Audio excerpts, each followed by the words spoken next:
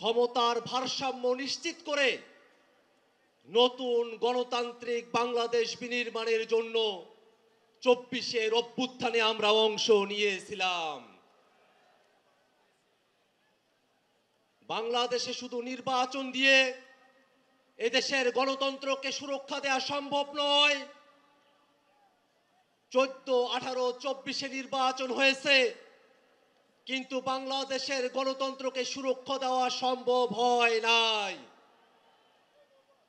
এদেশের গণতন্ত্রকে সুরক্ষা দিতে হলে নির্বাচনের পূর্বেই মৌলিক সংস্কার বাস্তবায়ন করতে হবে। ক্ষমতার ভারসাম্যের প্রশ্নে উচ্চ কক্ষে ভোটের অনুপাতে পিআর পদ্ধতিতে নির্বাচন আয়োজন করতে হবে। পিআর পদ্ধতিতে নির্বাচন হলে উচ্চ কক্ষ চাই না, এই বক্তব্য যারা দেয় তারা জাতির সঙ্গে প্রতারণা করে। এই বাংলাদেশের মানুষেরা দীর্ঘ সময় ধরে জেল, জুলুম, রিমান্ড, গুম, খুন, ক্রসফায়ার, আয়নাঘর, গণহত্যা, মানবতা বিরোধী অপরাধের মধ্য দিয়ে আমাদেরকে জীবন অতিবাহিত করতে হয়েছে। এই বাংলাদেশের মুসলমানরা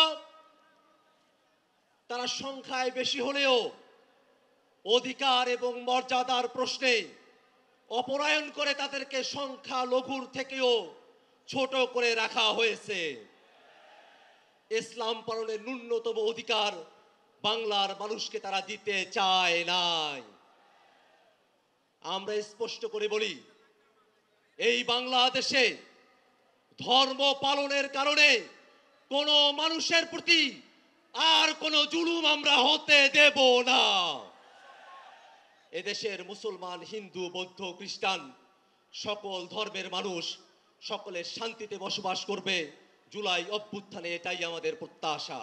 এই বাংলাদেশের মানুষের উপরে আওয়ামী লীগ এবং তার দোসরেরা যে গণহত্যা এবং মানবতা বিরোধী অপরাধ সংগঠিত করেছে, সেটাকে যদি বিচারের আওতায় না নিয়ে আসা হয়, 24-এর শহীদদের সঙ্গে বেঈমানি করা হবে।